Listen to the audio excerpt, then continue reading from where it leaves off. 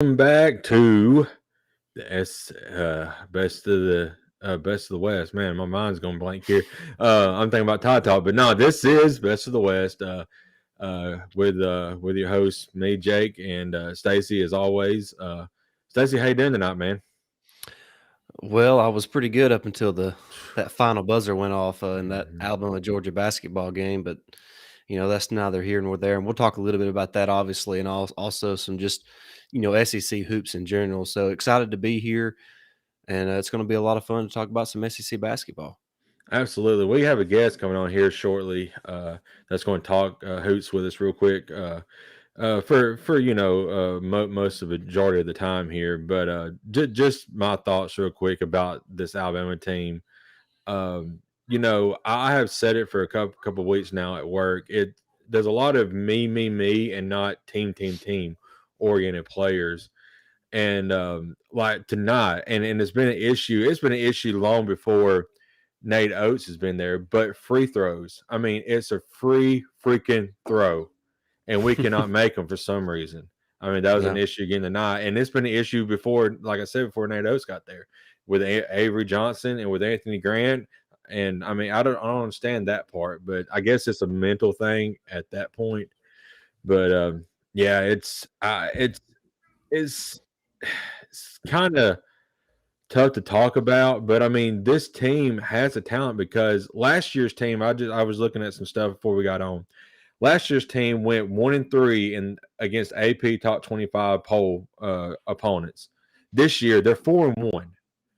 I mean, the talent is there to be a top 25 caliber team and to beat top opponents. I mean, we've already beat Gonzaga this year and Houston. I just don't know. It's a mentality thing. I don't know what it is. There's no leadership. It's just falling off the rails right now. It seems like. Yeah, I think it's a couple things. First of all, I don't think you can you have to remember this team doesn't have Herb Jones right now. And I seen Hmm. something the other day that they gave a power rankings of impact rookies in the NBA, and Herb Jones is number 4 on that list. Yeah, So this team is minus maybe a top 5 defender in all of basketball, regardless if that's college or professional. He's one of the best defenders there is in on the planet right now. So yeah. that's a key piece missing. Josh Primo is no longer there, a Hmm. big 6'5", 6'6" wing player that can defend and shoot. So that is a big loss too. But for this year's team, like you said, there's a lack of leadership. There's a lack of competitive spirit where they just do not want to put put the effort in that needs to be put in. So it's just really frustrating to watch when you know the talent is there. Absolutely, and it's real frustrating, like you said, especially to see what our friends down a little bit south is doing right now. And you know they have a great team. Auburn is looks like they're probably going to run away in the SEC this year. Jabari Smith probably going to be the number one pick in the draft this year. I mean, that kid is a stud. They have another big inside. I think his name is Corey Kessler. I mean, those two guys, dominate the, under the rim. And that's something that Alabama has not done yet this year is be dominant under the rim. And, since this ain't Tide Talk, we really can't talk much about Alabama. But when our guest comes on, we'll move more back into that. But looking over at the SEC, like I said, Auburn looks like they're going to run away with it. And A&M is looking really good. Arkansas is finally getting it going. And SEC in general in basketball is still a top tier, uh, conference. So they're going to make headway, especially in the come tournament time. Yeah, the SEC is loaded, and that's why it's important to go back to Alabama's perspective that they get their stuff together quick because this Yeah. season can turn on them very quickly. They're still 500 in conference play, so they have the opportunity, Hmm. and it's right in front of them, Jake. They play the two best teams in the SEC here in a couple days. So I mean, they have Baylor first, then they go to Auburn, then they have Kentucky. So they have a chance to correct all that is been wronged the last few weeks. Yeah. And so the season's still out in front of them. It's looking a little bleak right now, but there's still a lot that they can improve on. And with that, we're going to go ahead and bring Layne in. He's our Hmm. he's our guest tonight from Roll Tide Wire. He's going to obviously talk a little bit more about this Alabama basketball team, and also about just the SEC hoops in general and what he's seeing for some of these teams around the Southeastern Conference. What's up, Layne? Hey guys, how we doing? Man, we're great. Doing good. How you tonight after that? I guess embarrassing loss. What else can you call it? Well, not doing great. I'm coping in my own ways.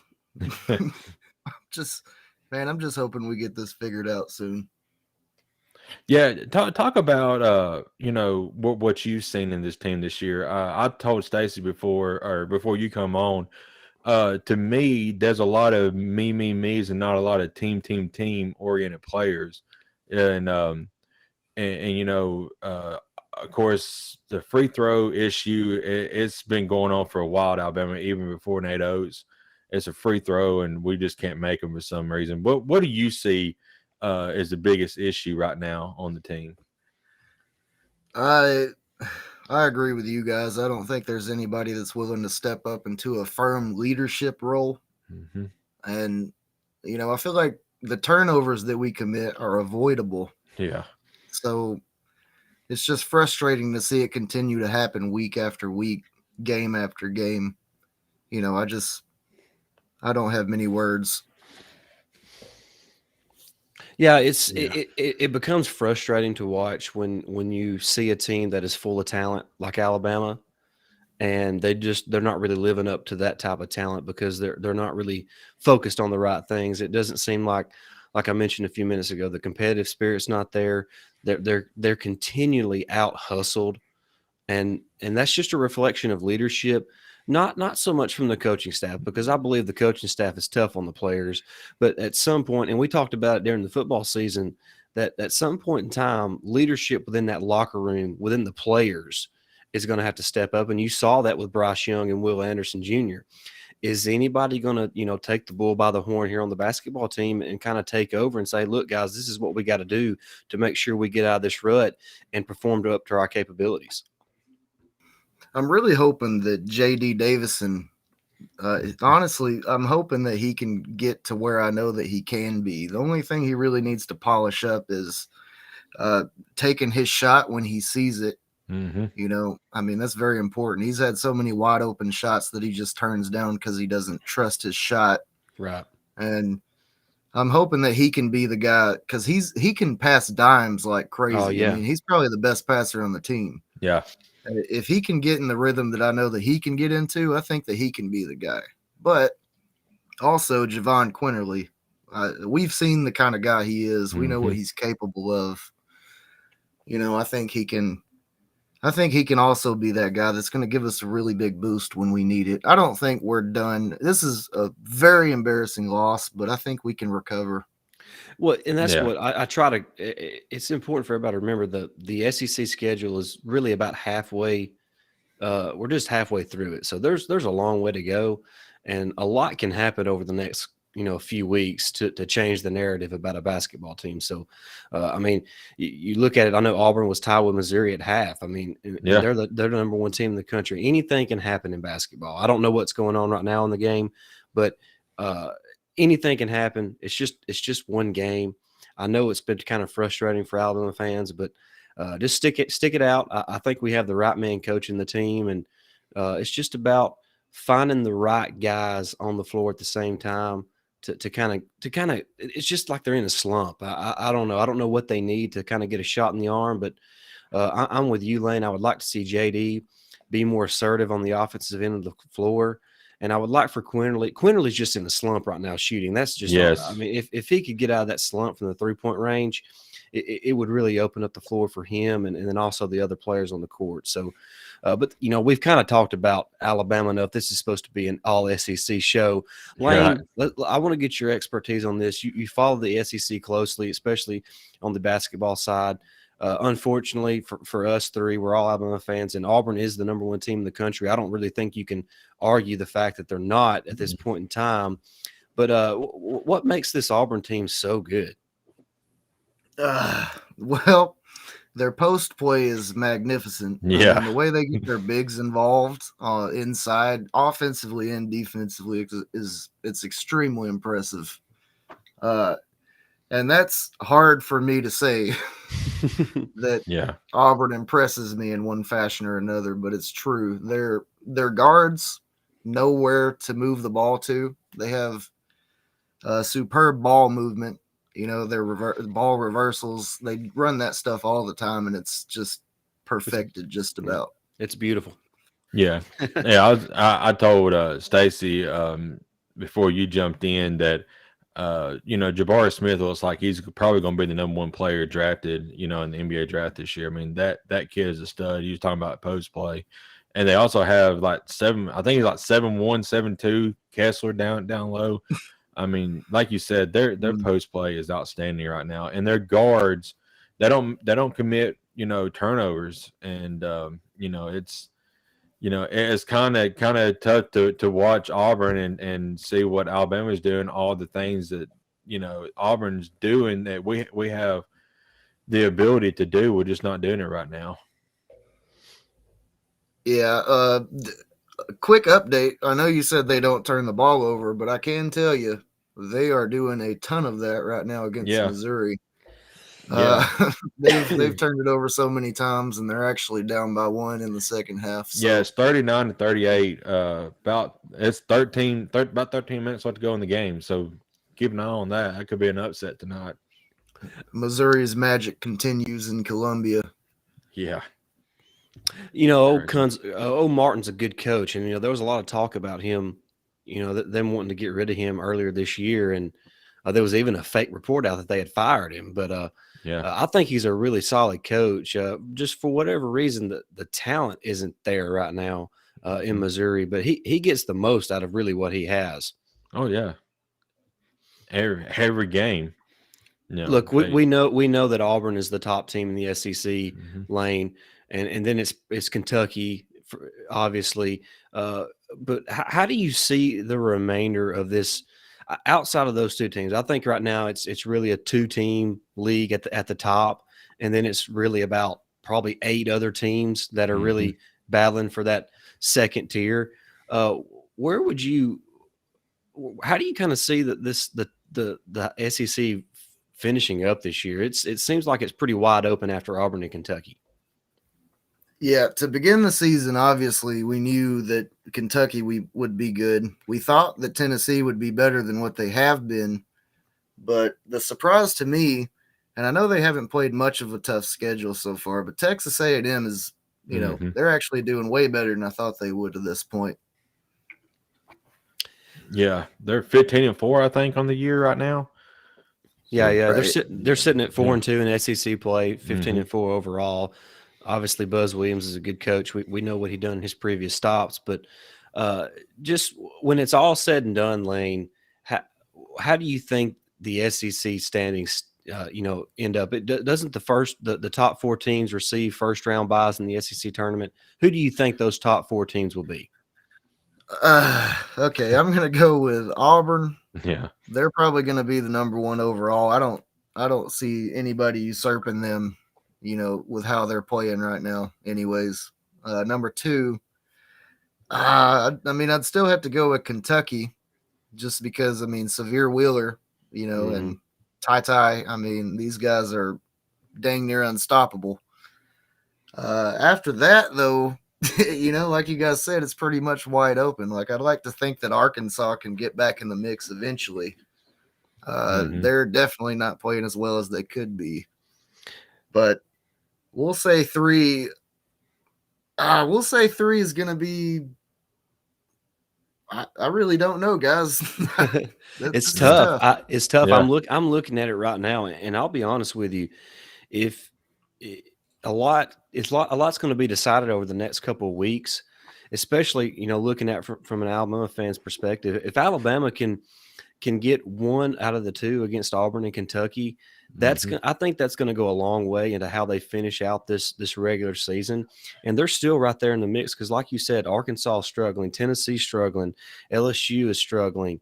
So there's really besides Kentucky and Auburn, there's no sure thing in the SEC right now. So I think it's wide open. I think the 3 and 4 spots are going to be wide open, up until the final weekend of the SEC regular season. I agree with that 100%. I agree too. I think Alabama can definitely get back in there with, like you said, if we beat Auburn, I think that can get us into a whole new peak. I'd like to think that we didn't peak in December, but right. as you said, we're not talking about just Alabama here. So I'll say that Tennessee can still be in the mix for 3-4. Arkansas, Mississippi State's looking pretty good this season, but how far can that go? Right. And I'll say this: the good thing about, I know we're trying to stay away but look, it's our show, so I mean, if we want to talk about Alabama, we'll talk about Alabama. But Alabama's loss is that they haven't been blown out, even by they wasn't blown out by Auburn. I mean, they've all been really close losses. It's just down the stretch when they need a stop defensively, they can't get it. I feel like Georgia scored either a basket or free throws the last 10 possessions they had in the game, and just Alabama can't get stops down the stretch, and then they turn the ball over down the stretch. It's just about taking care of the basketball and then just playing a little bit better defense when it matters. And if they can do that, you're looking at a completely different team. I mean, if they just have the Georgia and the Missouri games, in the win column, you were probably looking at this season from a totally different perspective right now. So, and it's just that I think that's what makes it so frustrating for Alabama basketball fans, is because it's kind of the same thing almost every year, losing to teams that you really shouldn't lose to. I mean, it happens to the best of them. I mean, you'll have Duke lose to an occasional Miami every now and then, just out of thin air. I mean, it happens. We see the tournament where these 15 seeds, 12 seeds all make a run. I mean, it can happen, but what's important in the game of basketball, that happens a lot, but what you have to be is consistent. Yep. So you can lose to the occasional, Georgia, as long as you don't make it a thing that happens often, Right. I mean, consistency in this game is key, and I think we can get there. I think we can maintain I think we can get back to being consistent and maintaining that consistency. Yeah. Mm-hmm. Is there let me ask you this. Who would you say is the surprise team in the SEC this season? Texas A&M thus far. I mean, I would say Auburn, but I mean, I kind of knew they would be good already with Jabari Smith, So yeah, I would say Texas A&M on the good side, and maybe Mississippi State. But on the bad side, I would say it's Alabama, Arkansas, and LSU.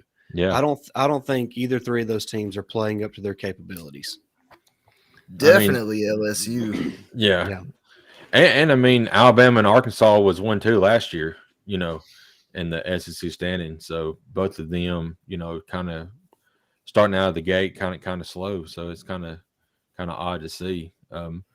But I think Arkansas started out kind of slow last year in the SEC and made a comeback. So, like you guys have said, anything can happen, especially in basketball. I mean, it just takes one shot to go down to get everybody fired up and everybody going. And right now, Alabama just cannot get that one shot that they need to get the guys motivated, it seems like. Yeah, it's a little frustrating, but it's a long season. Just got to hang in there. Anything can happen. If Alabama wins the next 3 games, everybody's going to forget how they feel tonight. So right, yeah, that's true. Is there any more? Go ahead, Jake, if you had a question. I was just going to say, Layne. I was telling Stacey earlier that this team, it's not doom and gloom yet, because last year the team went, I think it's 1-3 against AP top 25 teams. This team this year is 4-1 with that only loss being to Auburn. So, I mean, this team has the talent to, be a great team. It just has not come together yet. So you was talking about, peaking, right now would be a perfect time to peak. because it seemed like last year we peaked just a little bit too early to make a deep, run in the tournament. We did get to the Sweet 16, or the Elite Eight, wasn't it? So Sweet 16. yeah. So we had a chance at Elite Eight, but we fell. We fell flat on our face against UCLA. So I think this team has yet to play up to its capability, and it's time. It's time for them to do that. I agree 100%. I mean, when you go by the net rankings, we've done solid when it comes to quad one. I mean, we're 5-4 in those games. This will be either our third or fourth loss in quad three, though. Maybe our second. Yeah. Because I know Georgia wasn't, since it was a road game, they weren't going to be quad four. So we snuck by with that. But yeah. It's still not going to things the committee uses. So we got to be very careful that could get away from us and make us look real bad. Yeah, exactly. My wife Cassidy, she said, "Hey guys," she said, I'm sure her uncle, Layne, if you didn't know, is the high school basketball coach up here at Hartselle. Said Awesome. he could relate to losing a couple of high school basketball games. So but and that is true, Cass. But college is a little bit different. Well, that's all relative. It's relative to the person that that's in the situation. Exactly. So yeah, that's a good point. But Layne, there was something else I was going to ask you. Right now, like I said, we're right about the halfway point of the SEC season. Who would you say is the SEC Player of the Year right now?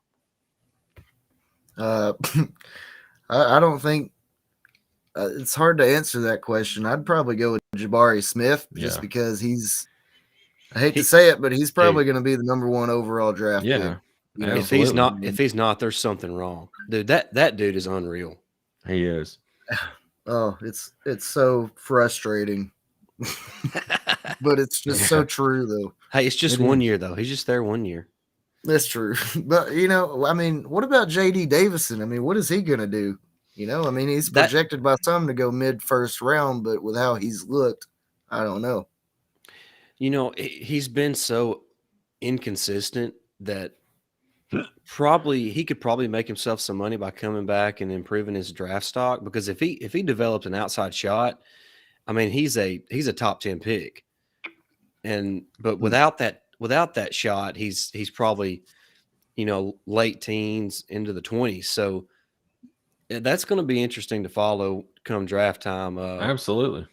But I'm not sure his background as far as his family, what his financial situation's like. But if it was my son and he had the chance to come back and make several $1 million just by staying one more year in college to be a higher draft pick and getting more guaranteed money, I don't know. It's easy for me to talk about the decision when I'm not the one making the decision. So yeah, true.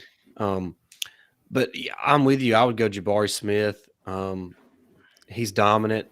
He's unbelievable. I mean, he's at his size, his ability to shoot the ball with such ease, and he's just graceful at nearly 7 foot. And what's scary is that dude's just gonna get better and better. In the next in 3 years, that dude is gonna be one of the best players in the world. Mm-hmm. That's true. I mean that's what's scary. I mean, he's on his way to being in the conversation as one of the better players in all the world. Yeah, I agree with that 100%. I mean, you can't teach size, and he's got the size for NBA. Let's talk about this for a minute. Let's talk about the preseason player of the year, like in terms of some sites like CBS Sports. They had Jahvon Quinterly, right? Mm-hmm. Yeah, that's not really looking up to, that's not looking like it's valid right now. So this is even better though. The SEC preseason coach of the year, Eric Musselman. Ooh. And I mean, how is that looking right now? I mean, they're not looking great at all. No, they're not. Who would you give, SEC coach of the year right now to? Don't make me say it. Bruce Pearl, right? Bruce Pearl. It'd probably have to be Bruce Pearl Yeah. at this point. Yeah, he's done a great job. I mean, I don't want to say it, but the truth is what it is. I mean, you got to call a spade, and right now he's the head coach of the best team in college basketball. So, I mean, to not give him the SEC Coach of the Award would kind of be, I mean, why are you even giving the award out? Yeah. Right. But we're going to start to wind things down here. We don't want to keep everybody too long. It is a school night, as the guys at work like to say. It's school night, so we got to get in the bed. But Layne, we appreciate you jumping on with us tonight to talk a little SEC hoops. I know it was mainly focused on Alabama, but that is what it is. If people don't like it, was just a rough night. If people don't like it, they ain't got to listen to us. I mean, that's right. It is what it is. Real quick, since I'm also a part of the SEC After Dark right here on y'all's conference network, we tend to get off the rails there. So I'm gonna get off the rails here a little bit. Layne, since you're here, who's the two teams gonna make the Super Bowl this year? You think? It's probably gonna be the Los Angeles Rams, and I really don't want to say the Chiefs, but like you said earlier, spade a spade. So two teams that I really don't want to see win a Super Bowl are probably going to play for it. What about that halftime show? You looking forward to it? Oh, man, I'm such a big Eminem fan. And Snoop Dogg and Dr. Dre. I mean, I had a field day the day they announced that, and I'm going to love that halftime show. Kendrick Lamar and Mary J. Blige as well. So they got a lot of I don't star care power. about Mary J. Blige, but Kendrick Lamar is pretty good. Yeah. So, Stacey, who do you think it would be? I'm with Layne. I think it's the Rams and the Chiefs. And I'll be honest with you, I think the Rams are going to win it. Oh, wow. I do too. I really was hoping that the Chargers would be the first LA team to win the Super Bowl, but that's just not going to happen. Yeah. Not this year. Well, to me, since I don't have a vested interest in it anymore, besides it's just football, since the Titans I don't know what happened in their game the other day, but Derrick to me, wasn't 100. Yeah, but to me, I'm probably going to kind of pull for the Rams just because. I mean, look what Matthew Stafford, talking about an SEC guy. Well, I mean, he got stuck at Detroit for all them years, and now he's on a poor team guy. that, yeah, bless his heart, man. I know, and now he's on a team that has talent around him, and look what he's done. So, I'm just excited to see that for him because I mean he deserves it because I mean that Detroit team is in shambles. By the way, let's just talk about and I'm glad Stafford and them won. Really for Stafford because, like you mentioned, him being with the Lions all them years. I mean, he was being wasted away over there. Yeah. But what in the world was Tampa Bay doing, blitzing their slot corner who was supposed to be covering Cooper or whatever his name is, Cooper Kupp. Cooper Kupp, with 30 seconds left to go in the game and letting him have one-on-one against a strong safety. And blew by the strong safety. I mean, why? Why? That was a Todd Bowles call. That was. You'd have to ask him what was up with that. That was awful. That was awful. I seen a great meme. It was Brady, kind of as Thanos saying, "I am inevitable." And then it's a picture of Cooper Kupp, and he's saying, "And I am Cooper Kupp." Yeah, that's good, dude. It was great. Yeah, it was great. Good. Yeah. Oh yeah. Recently, I made the public public proclamation, but I'll make the public proclamation now. I, Layne Gerbig, am finally admitting after several years of denial and hatred that Tom Brady is the greatest quarterback of all time. For y'all don't know, we're in a group chat with Layne, and this has been a heavy topic of conversation for a few years now, and we finally have convinced Layne that Brady is the GOAT. I'm not just a huge Brady fan, but I try to be real about everything, and I mean, the way he is able to, and obviously it's not just him, but for whatever reason, it's always with him as the quarterback. His teams are always right there, and you can never count them out. I mean, they were down 27-3, and probably that game probably should have went to overtime if Tampa Bay's defensive coordinator doesn't decide to run an all-out blitz with 30 seconds left in the game. I mean, seriously. And who's going to – Tampa Bay had all the momentum. Yeah. I mean, just nuts. I mean – I don't know how he even brings the team back from 27-3 in one half. I mean, he done it in the Super Bowl against Atlanta a couple years ago, down 28-3, and they come back and win the Super Bowl. It's unbelievable. I can't really explain it. I know it's not just him. He's been a part of some great teams, but there is something to say about a dude that just wins, and he also has fantastic numbers and all that. So it's just crazy, and I don't even know how to put it into words. What did it for me is watching Aaron Rodgers just get. I mean, he played like crap against the 49ers, right? It was the 49ers, right? Yeah. So, and what is it about 49ers being Aaron Rodgers' kryptonite? Man, it's crazy. It's crazy. Well, another thing I heard with the game coming up this week, the 49ers and the Rams, 49ers have a 6-game winning streak against the Rams right now. Jeez, are you serious? Yeah, they have won the last 6 contests against him. Oh, so gosh. I mean, I may be having to rethink my Rams prediction. Jimmy G just continues to win as well. I mean, hey, I'll be honest with you though. When the playoffs started, I thought Buffalo would win the whole thing. I just felt like they were the hot team, and then that crazy overtime rule kind of. I mean, who knows if they would have won anyway? But the fact they didn't even get a chance, man, that sucks. I hate that. I hate that. They got to do something with that rule.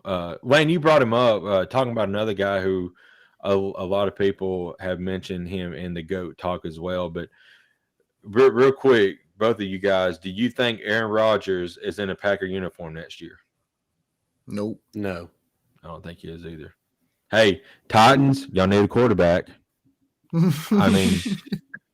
I mean, I have said this. You might sacrifice your future by giving away like 5 first-round picks in the future, but you have a team that's ready to win now. Do you sacrifice and get Aaron Rodgers? I mean, you can win the Super Bowl next year with a quarterback. I mean, you got a good defense. You got Derrick Henry. Who's how do you lose a game when you sack a quarterback 9 times? I don't know. Good grief! I know. Poor Joe Burrow, man. I mean, he got hit, dude, and I know he's an LSU guy, but Joe Burrow is legit, man. Him and Jabari Chase. He is an elite quarterback. Yeah. So, there's a lot of good young quarterbacks in the NFL, and for somehow, best of the West. SEC basketball talk has turned into National Football League talk, but it is what it is. But yeah, there's a lot of young talent at the quarterback position in the NFL. I mean, you look at Justin Herbert, Mac Jones. I've still not given up on Tua for whatever reason. People give up on Tua, and he has like a better record than most anybody does in their first 20 games as a starter. And we'll see how he does with a new head coach. Like that could be what does him well. Right. I don't think it was Florida's fault. It's just that offensive line is garbage. Well, they have a couple of issues, but I don't think the relationship was that great between Flores and Tagovailoa for whatever reason. Well, first of all, Flores is like obsessed with Deshaun Watson. Yeah. And once that could not happen, he kind of got butt hurt, I think. And I mean, I try to keep it real. There's got to be something. Right. I mean, Tua's got talent. I mean, the dude is accurate. He throws with great timing and anticipation. He finally got some weapons, with Jalen Waddle. Mike Gesicki's a pretty solid tight end. He's not elite or anything, but he's solid. He's got a couple other solid wide receivers. They started to find a running game late in the year, which was starting to help them, but they got to get that offensive line shored up. I mean, he gets hit every single time he drops back, and he does. If they get that shored up, and if he gets a coach that believes in him, I don't find it too hard to believe that he can find success in the NFL. So, I agree. But Mac Jones, I mean, he's, it's weird how much he resembled young Tom Brady in that Patriots offense. It's just crazy. I'm not saying that's where he's going. I'm just saying that the way he manages the game is Tom Brady-esque. It's just literally he takes whatever the defense gives him. Literally. Mm-hmm. Yeah, Yep. I agree with that. You know that somebody said about going back to Tua that they question his work ethic, and I was like, what? Yeah. Like, I don't think anybody should ever question Tua's work ethic because No. he probably puts in more work than anybody in that locker room. Yeah. Yeah, absolutely. That's crazy. Yeah. I forgot who it was, but I'll have to dig it up and I'll send it to you guys later. All right. Well, Layne, thanks for jumping on tonight. We got a little bit of hoops talk in, and then it took over to the NFL. But thanks for jumping on with us tonight. Anybody got any final words they want to say? No, I just want to say, make sure you're subscribed to the channel. We're closing in on the Tide Talk podcast. We're closing in on 500 subscribers. Yeah. So make sure you're subscribed to that channel. Make sure you subscribe to all the channels that echo on the Y'all's Conference Network. Yeah. It helps all of us out. We have a lot of shows that are echoing. So when you see the Y'all's Conference Network, you're going to see Alabama stuff, Ole Miss stuff, Georgia stuff. So it's just, SEC stuff all around. So make sure you subscribe to all the channels, hit the notification bell, give all the videos a thumbs up, jump in all the comment sections. And, we would greatly appreciate that. It just helps us out, with YouTube's algorithm when you do all those things for us. Yep. Layne, how can people catch you up on Twitter? Well, you guys can follow me at Layne. Let me just spell it. It's at LAYNE_G29. There you go. And that's on the Twitter. I've said this before on Tide Talk when you joined us there, but it's a lot better than that last name you had because I could not spell it to save my life. At Deutsche Bama. Yeah. So anyway, well, that's going to do it, guys. Tomorrow night, catch me on SEC After Dark. I'm sure shenanigans will fall there. If you watched last week's show, it went way off the rails, just like every show on the Y'all's Conference Network does, it seems like. And then I'm sure Stacey and I will probably bring you a podcast later on this week, Talk podcast. Sometime later on this week, probably Thursday night, Friday night. We'll decide that, and we'll let you guys know. For Jake, Stacey, Layne, this has been Best of the West. And until next time, roll Tide. Roll Tide, guys.